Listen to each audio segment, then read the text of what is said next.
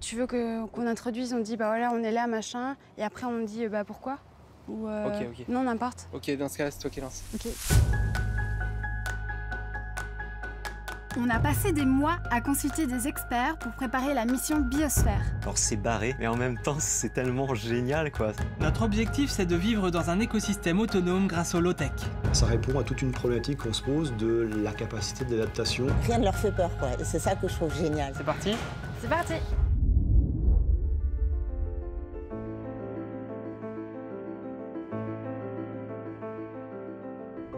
Le futur high-tech qu'on nous propose ne nous fait pas rêver. Du coup, on s'est projeté en 2009 pour imaginer un futur durable et désirable dans lequel les humains vivent en symbiose avec les autres espèces vivantes et les éléments de la nature. En fait, ça fait 10 ans qu'on cherche partout autour du monde des innovations low-tech qui permettent de produire de l'eau, de l'énergie, de la nourriture ou recycler les déchets et de manière accessible et durable. Ce mode de vie, on va le tester pour de vrai pendant 4 mois dans le désert mexicain en suivant un protocole scientifique. Cette expérience, on l'a appelée Mission Biosphère. On va vous raconter comment tout ça a commencé. On a choisi de s'installer dans le désert mexicain pour ces conditions extrêmes. Les zones arides s'étendent et de nombreux humains devront y vivre dans le futur. Nous, on veut relever ce défi. Dans ce contexte climatique, nous sommes convaincus que les low-tech nous permettront de vivre mieux tout en ayant un impact positif sur la planète. Pour réussir à concevoir ce nouveau mode de vie, on s'est entouré d'experts. Avec eux, on a conçu et designé des systèmes de production low-tech efficaces, pouvant fonctionner en synergie dans un même écosystème. On a donc calculé nos besoins, cherché comment y répondre, sélectionné les meilleurs outils et prototypé notre habitat. On vous montre tout ça étape par étape.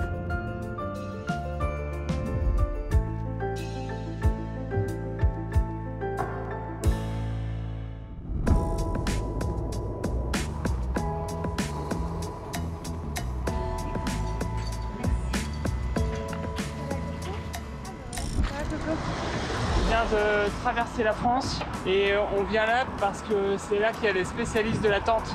Et notre structure Biosphère, elle ressemble un peu à une tente. C'est un cocon textile suspendu. Une tente quoi. On va utiliser les mots exacts, s'il vous plaît. Bref, on a traversé la tente, la France. Bref, on a traversé la France pour venir coudre une tente. Bizarre dit comme ça. Hein. Avec des experts. Et donc, notre Biosphère va voir le jour cette semaine. Pour nous, cette tente, c'est un gros challenge parce que bon, faut que non seulement elle fasse 60 mètres carrés pour contenir toutes nos low-tech, avec une partie à l'ombre, une partie ensoleillée, il faut que ce soit respirant, etc.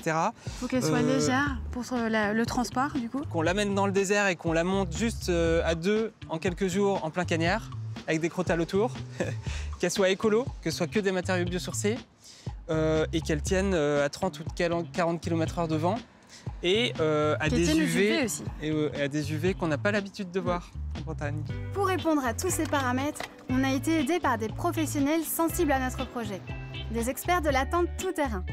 On a échangé avec eux pendant des semaines sur la forme de la toile et le choix des matériaux. On est ensuite parti chez eux, à côté du Mont Blanc, pour passer à la pratique. Ils nous ont mis à disposition leurs ateliers de prototypage et de couture. Et en plus de leur aide précieuse, on est venu avec nos stagiaires du Low-Tech Lab, Alice et Emma, pour nous aider à coudre cette toile de tente du sol au plafond. Et tout ça en moins d'une semaine. Moi c'est Johan, je suis prototypiste chez Decathlon au process tente et sac de couchage. C'est dans ces ateliers-là qu'ont été conçus à la très mythique tente 2 secondes. En gros, notre rôle à nous, prototypistes, ça va être à partir du cahier des charges des ingénieurs et puis du brief design des designers, ça va être de réaliser une première version de la tente en réel. Les low-tech qui composent l'écosystème de la biosphère ont des besoins différents. La spiruline et les plantes cultivées en bioponie ont besoin de soleil.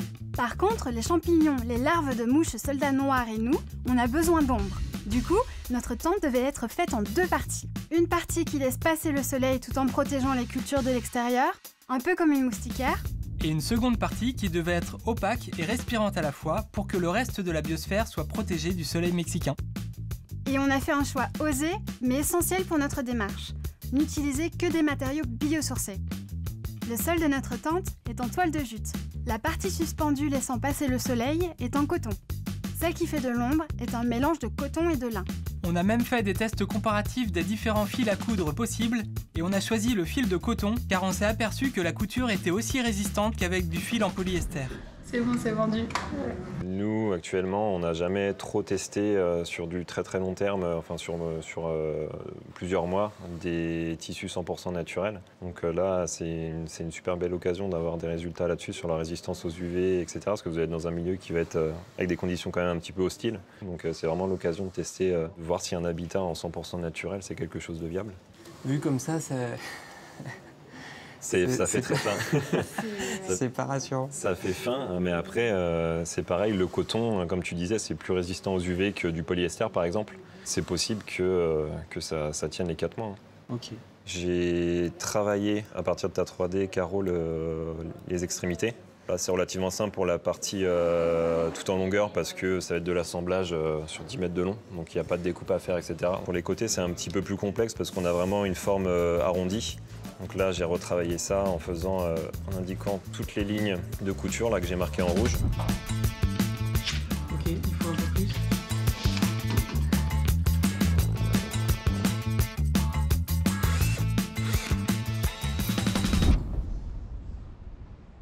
Sur les tentes familiales qui se rapprochent peut-être un petit peu plus des dimensions de la tente qui est ici. Le prototypage pour une version, quand on est tout seul dessus, ça peut nous prendre jusqu'à 3 semaines par exemple. Donc là, on a une tente de 60 mètres carrés qui n'est pas Voilà. critique, en matériaux que tu n'avais pas utilisés, et fait en 1 semaine. C'est ça. Caro, Je suis sous pression là. Genre, c'est plus un processus là, c'est le finish, tu vois. tu le sens bien? Ouais, très bien. Pas du tout. Premier point de couture de l'hémisphère.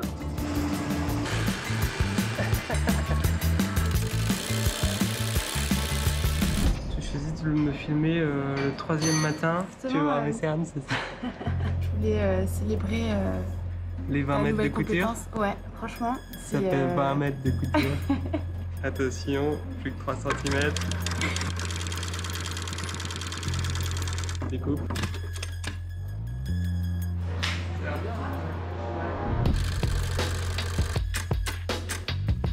Donc ça, c'est plus ou moins bon. Mais là, par contre, ça n'a pas fait le pli comme on a voulu. Donc le crottal, par exemple, il pourrait rentrer par là, quoi. C'est ça notre 0?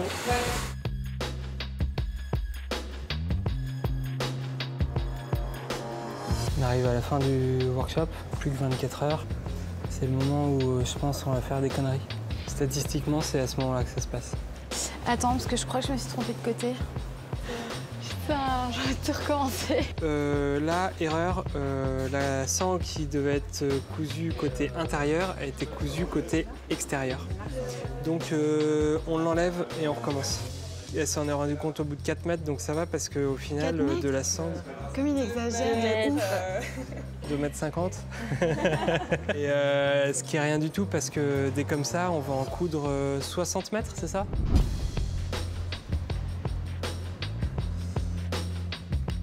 Promis, on part demain. C'est peut-être une expérience, l'aventure la plus extrême et avant l'expérience elle-même. Ben, on est en train de... Attends. On est en train d'ajuster la forme de la structure parce qu'on va bientôt pouvoir y suspendre la tente.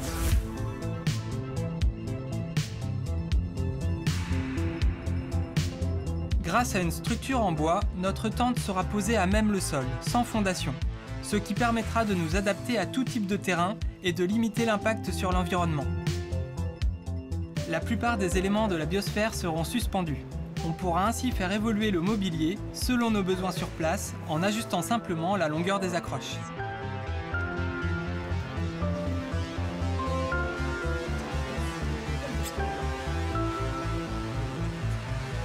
Je trouve ça génial. C'est parfait là. Non, je m'appuierai pas sur le truc, mais en fait on a juste mis des petites pinces légères juste pour avoir une idée de où mettre les points de tir. Il est toujours optimiste.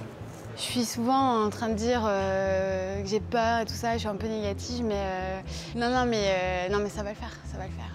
Enfin, oui, de toute façon, on n'a pas le choix. C'est instagrammable. Je trouve ça cool. Il y a juste cet endroit-là qui est un peu trop relevé, mais à part ça, c'est pas gênant. Ouais, ça va mieux. On a une espèce de tente géante 100% biodégradable ou biosourcée en tout cas. Biosourcée, ouais, bah ouais. Là, on a du fil coton, on a un matériau coton-lin, une toile aérée en coton et un sol en jute, donc on est sur du 100% naturel. On ne peut pas faire plus naturel.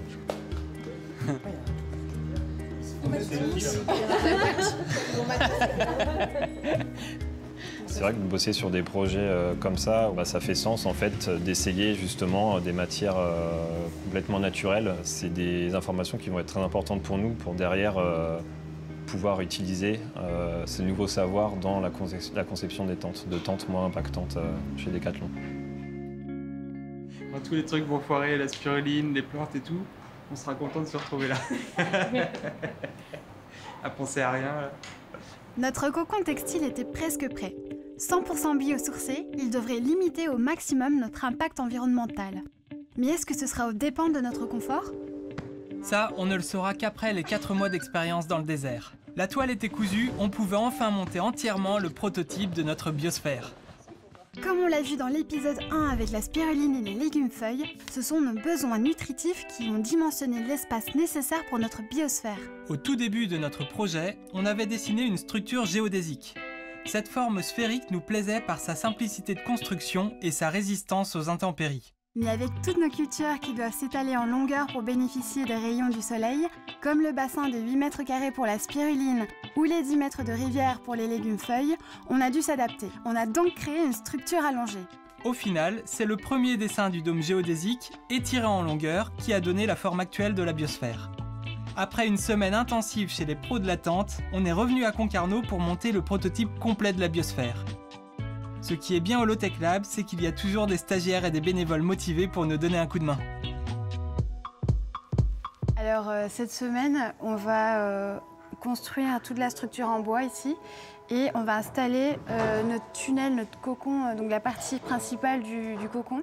On a passé une semaine à le coudre et en fait on l'a jamais mis en 3 dimensions. C'est ça. Dans notre démarche, on a réfléchi à toutes les low-tech, on a créé un écosystème avec et ensuite on s'est demandé quelle enveloppe allait pouvoir englober tout ça. Et c'est comme ça qu'on est arrivé à ce design-là. Et donc le monter en vrai ici, ça va permettre de vérifier ou pas, que c'était une bonne idée. C'est ça. En parallèle du montage, on va prendre des notes pour faire des plans qui nous serviront au Mexique quand on sera juste tous les deux. Et aussi parce qu'on va les partager en open source pour que d'autres puissent faire la même chose. Je sais pas si ça va tenter quelqu'un, mais pour que ce soit réplicable. C'est parti? C'est parti. Sur chaque plan qu'on a, sur tous nos cahiers et sur l'ordinateur, il y a des codes différentes pour toutes. Et si on veut se retrouver avec une structure droite, il faut qu'on se mette d'accord sur des codes officiels. Je viens de délire les codes officiels. Ça, c'est exactement ce qu'on aura dans le désert au Mexique. Anthrax du coup, parce qu'à chaque fois... On commence déjà à changer les plans officiels.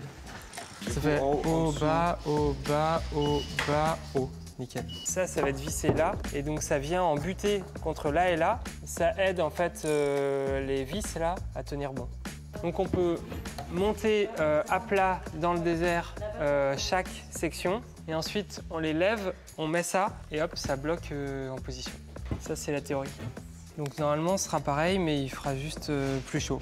Et on sera deux. Sur du sable avec des, Deux au lieu de 6. avec des crotales. 5 faces.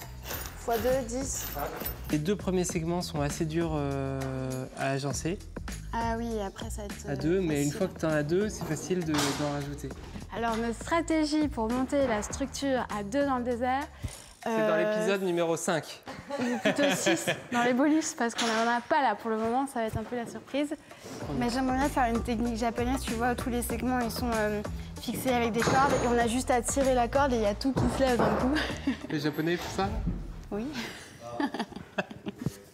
Mais sinon, on demandera au caméraman de nous aider, je crois. Je sais pas pourquoi ce serait plus japonais que belge.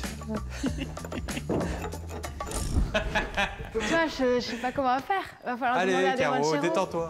Franchement, je vois pas comment on peut faire. Tu vas voir, j'ai une idée très précise. Sur la première. Je sais, on se fait la courte échelle. Ou moi, je te me porte sur mes épaules. Alors, je pensais pas à ça.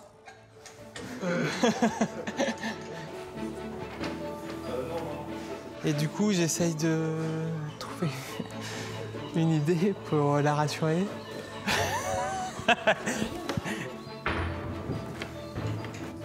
Vous êtes prêts pour une démonstration? Caro? T'es prête? Vas-y.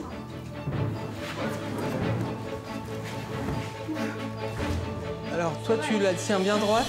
Bah, après, faut encore... Faut les visser, quoi. Ou peut-être qu'il nous faudrait des sardines. À ce moment-là, on met un truc dans le sol. Comme ça, ça, on le tient. Ah ouais, pas mal. Eh ben c'est top, on valide, c'est cool. C'est bon? Ouais. Oula, ouf. Le démontage, on aura 4 mois pour y réfléchir.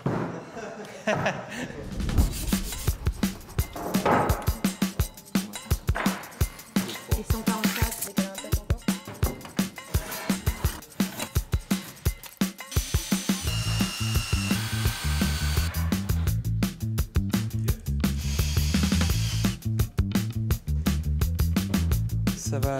Ça va mieux que bien, ouais. Parce que ça se monte assez vite. Je pense que dans le désert, à 2, on peut monter la structure en une journée. Une journée pour la structure, je pense une journée pour la tente, c'est-à-dire qu'en 2 jours, on monte tout. C'est pas une tente 2 secondes, c'est une tente 2 jours. Allez, go! C'est parti, on a 10 minutes pour terminer le cocon. Ok. This is the last shot. C'est la dernière mise.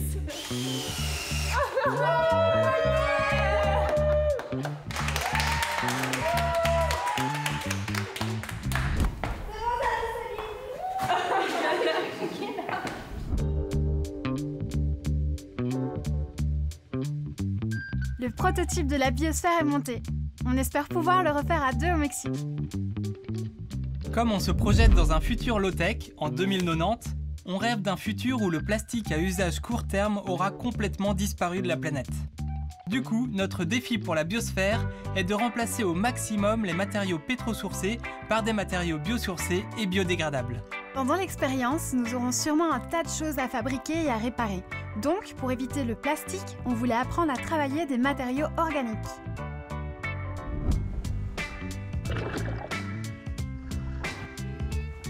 Clément, artisan autodidacte, est venu nous apprendre à travailler les peaux de fruits comme du cuir.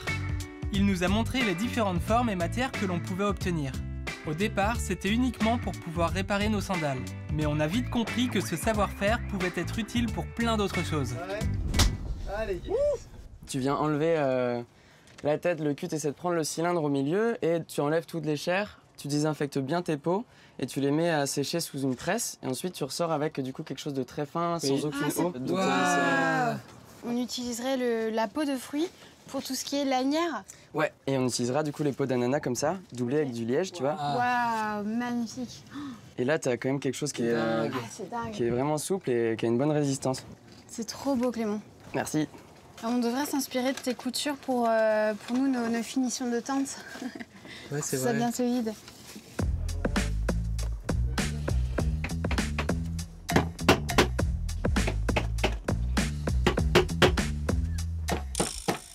Mais je vais m'améliorer. C'était le premier test. Moi, je trouve ça pas mal. Clément nous a aussi partagé sa technique pour faire de la colle 100% biosourcée. Ses ingrédients ? Une portion de riz trop cuit, sur le nomade des mers ça se fait avec un four solaire, une bonne dose de miel et de la caséine de lait. Pour extraire la caséine, on fait cuire du lait, mélangé avec du vinaigre blanc et on filtre le tout. Mais après une longue journée à travailler le cuir de fruits sous le cagnard de Bretagne, notre concentration n'était plus vraiment là. Yes! Oh là là là là! J'espère que vous allez bien. Alors aujourd'hui, quel tuto tu nous présentes? Aujourd'hui, on va apprendre à faire de la colle, ma chère Caro. Mais pas n'importe quelle colle, de la colle biosourcée. Du coup, pour faire ça, il te faudra très peu de matériel, juste de quoi cuisiner. D'accord. Et un blender. Et un blender où on a carrément là un moulin-meule granitique. Voilà, le truc que personne n'a, mais ça marche avec un blender. Waouh! Ça marche trop bien! J'aille un petit peu, hop. Vitesse maximale! Allez, à fond la caisse, Clément, là! Hop, hop, hop. Wow, ça va être une galère à nettoyer. Je putain, qui s'y colle? De l'eau chaude, ça marche? Qui s'y colle? Bah, je sais pas. Alors ça, c'est la colle maison de Clément. Merci pour ta recette, Clément. Avec grand plaisir. On va la balancer sur Internet. Il faut. Vas-y, tu vas à la grosse louche, là, comme ça. Pour une lanière comme ça, on a utilisé de l'ananas, du coton, du liège, de la cire, du riz, du miel, ouais. du lait, du vinaigre. Donc si on a un petit creux, au pire. Ouais, exactement. Objectif biosourcé réussi. Attends. Petit récap dans notre quête de matériaux biosourcés. On a cousu et monté notre habitat 100% naturel et on a appris à travailler des matières organiques. Pour que notre démarche soit complète, il fallait qu'on s'attaque à la garde-robe low-tech du futur. Les fringues de 2090 doivent être écologiques et il faut pour les conserver qu'on puisse les fabriquer et les réparer nous-mêmes. Et évidemment, il faut qu'elles nous plaisent. On a donc pris contact avec Claire, une créatrice de mode éthique et durable. Claire est passionnée d'upcycling, qu'on peut traduire par surcycler ou recyclage valorisant. Le but, recycler des matériaux dont on ne se sert plus en objets d'une qualité supérieure. Donc bonjour, je m'appelle Claire Dartigue, je suis designer de mode et j'ai un studio de design spécialisé dans la transformation et l'upcycling. Avec le prêt-à-porter de masse, on a un peu oublié ce qu'était vraiment la fonctionnalité d'un vêtement, pourquoi on utilisait certaines matières et également quel esthétisme on avait besoin dans quel domaine d'activité par exemple. Donc ce qui m'intéresse, moi, c'est d'aller à la rencontre de talents, de passionnés, de sportifs, d'explorateurs qui ont des besoins spécifiques et c'est de trouver ensemble des solutions pour redonner de la valeur aux vêtements. Avec Claire, on a conçu une garde-robe low-tech à la fois fonctionnelle pour le désert, désirable et qui devrait durer dans le temps. Elle est composée d'un haut et d'un bas ample pour l'aération et faciliter les mouvements. Nous avons aussi une ceinture résistante pour porter nos outils et un chapeau du désert anti-UV protégeant aussi bien le visage que la nuque.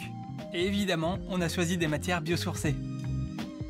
Là, on est sur une matière qui est légère. On avait choisi du coup fibre naturelle de lin. Donc ça sera la matière utilisée pour les vêtements. Et sur cette matière-là... Ça, c'est la même que la tente. Voilà, c'est un métis coton-lin. Je comptais l'utiliser sur des produits plus techniques. Et donc je vous ai fait un petit planning. Et donc vous verrez, il y a toutes les étapes. Le niveau 1, c'est le t-shirt. Le niveau 1, c'est le t-shirt. Niveau 2, c'est pantalon. Niveau 3, c'est porte-outils. Et niveau 4, chapeau du désert. Chapeau flanc.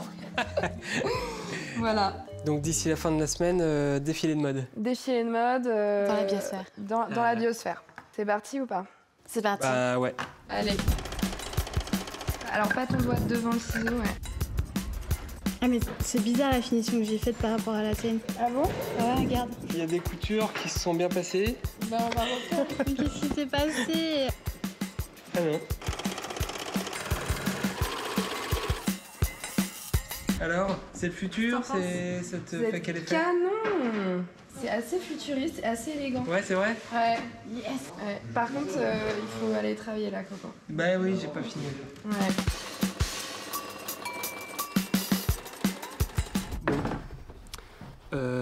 Je me suis trompé de sens. J'ai cousu la poche en bas du short et à l'envers. Ça marche ou pas? Non. Voilà, en fait, c'est compliqué, une machine à coudre, je vous ai menti. Comme disait Claire hier, tu peux pâtir des heures et des heures, tu peux pleurer devant ta machine. Donc là, j'ai fait juste une moitié de plastron, puisque j'ai pas coupé en double. Donc ça veut dire que ça, je refais ça, je fais des lignes de couture là. Est-ce qu'il faut que ce soit flagada, là, un peu de vent, un peu de machin là. Je sens que Coco, il va nous inventer de nouvelles fonctionnalités, de nouveaux vêtements. Et on peut pas faire rectangle et nous, on sera capable de le transformer en arrondi après. C'est juste une couture simple. Mais pourquoi tu veux transformer tout après? Il faut un niveau de chapeautier, quoi. Tu te rappelles pas le temps, t'as trop de Parce que là, j'ai l'impression qu'on est dans le speed de prendre des décisions.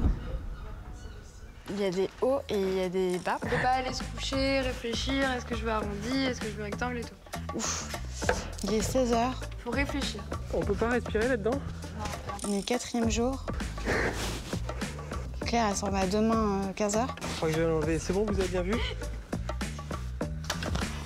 Et on n'a pas fini, on n'a pas encore commencé le chapeau. Oh, on a juste fini les patrons. Ouais. Tu finis ton pantalon, Dieu merci. Quoi, t'as pas encore fini ton Bermuda? Parce que là, franchement, j'ai l'impression Tu vois, le niveau. Je me suis fait un peu engueuler sur le pantalon parce que ça fait 3 jours que je suis dessus. Caro, elle a fini il y a 3 jours et je comprends pas pourquoi je suis si lent. C'est marrant, mais quand on a été coudre la tente, elle fait quand même 60 mètres carrés, on a mis 1 semaine à le faire. Là, je m'étais dit 1 semaine sur 3 fringues, ça va aller vite. Et en fait, non, on va être à la bourre. On est à la bourre, c'est pour ça que je me suis fait engueuler. C'est chic, hein. On dirait que tu vas à un mariage dans le désert, quoi. Je crois que j'ai fait sensation. Donc là, c'est la dernière pièce de la collection, là. Les dernières minutes avant le grand défilé. Voilà. C'est nickel. Attends, je te coupe les derniers fils. Après 4 mois de vie dans le désert, on fera ce qu'on appelle une analyse de cycle de vie. On fera un bilan de l'état de tous les matériaux de la biosphère. On pourra ainsi mesurer leur durabilité et leur impact sur l'environnement, de leur production jusqu'à leur fin de vie. On a fait le pari d'utiliser des matériaux biosourcés et durables. On espère que nos choix seront les bons. Oh, waouh! Et voilà, voilà le futur. Ah, je suis trop contente! Mais vraiment, je suis émue, quoi. Je suis trop hâte de vous voir dans Biosphère 2, là, vivre votre meilleure vie low-tech. Bon, bah, génial, bravo, bravo. Merci vraiment. Claire. À tous, parce que vous avez vraiment bien cousu aussi. Hein. Ouais, à ça peine m'a 3 été jours simple. pour un short. Ouais, Coco, t'as mis pas mal de temps pour faire le short, mais en vrai, c'est une réussite. C'est une vraie réussite. Bon, bah voilà, je peux aller me coucher.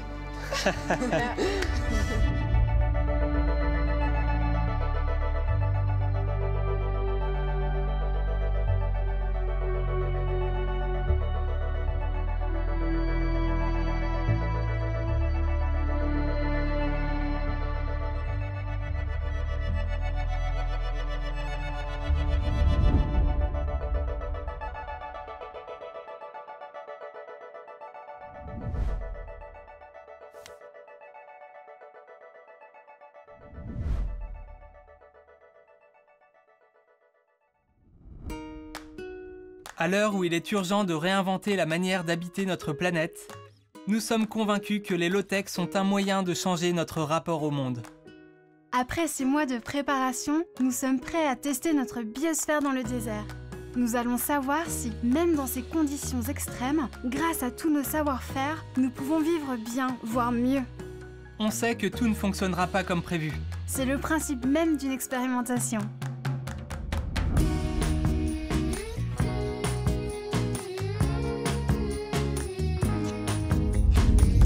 Notre mission, c'est d'explorer jour après jour de nouveaux modes de vie. Nous voulons construire un futur qui nous fait rêver. Un futur où l'humain retrouve sa place non pas au-dessus, mais dans un écosystème. Où il vit en symbiose avec les êtres vivants dont il dépend. Où il collabore avec les éléments, le vent, le soleil et la pluie. Un futur où l'humain et la nature ne font plus qu'un.